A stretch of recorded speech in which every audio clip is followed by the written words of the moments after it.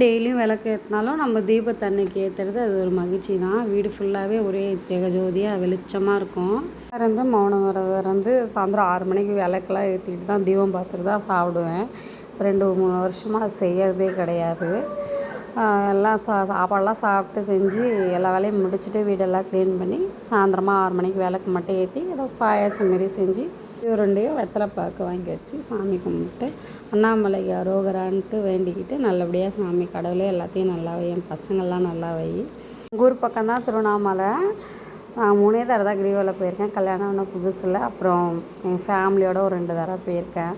அடுத்த வருஷம்லாம் கண்டிப்பாக கிரிவலம் போகணும். எனக்கு அது ஆசை. ஏன்னா நம்மளால் ஏஜ் ஆக அதெல்லாம் போக முடியுமான்றதே தெரியல. அதே அந்த கோவிலோட வீடியோ உங்களுக்கு வரும் கண்டிப்பாக. நான் எல்லா கோவில் வீடியோவும் போடுறேன். எனக்கு நிறையா கோவிலுங்களுக்கு போய் தான் வீடியோ போடணுன்னு ஆசை. பண்ணது இந்த யூடியூப்பை நாங்கள் கோவிலுக்கு போகிறதுக்காக தான். அங்கங்கே கோவிலுக்கு போனால் வீடியோ போடலான்றதுக்காக தான். அடுத்த மாதம் மார்கழி 1 வந்தால் 1 வருஷம் ஆக போகுது இந்த சேனல் திறந்து. நல்ல மாதிரியாக இது வரைக்கும் போகுது. ஏதோ எங்களால் முடிஞ்ச சேனல் பண்ணி நாங்கள் போட்டுட்ருக்கோம். நீங்களுமே தொடர்ந்து எங்களுக்கு சப்போர்ட் பண்ணிகிட்ருக்கீங்க. நாங்கள் எல்லாத்துக்குமே நன்றி. நிறைய எதிர்ப்புகள் வந்தாலும் அதையும் தாண்டி நான் வீடியோ பண்ணிகிட்ருக்கேன்.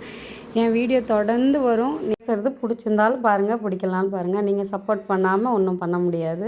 சென்னையெல்லாம் சாமி கும்பிட்றோம் 3 நாளுமே. நம்ம ஊர்லலாம் மொதல் நாள் தீபம் ஏற்றிட்டு கிரிவலம் போவாங்க. மறுநாள் நாட்டு கார்த்திக்கு நான்வெஜ் செய்வாங்க.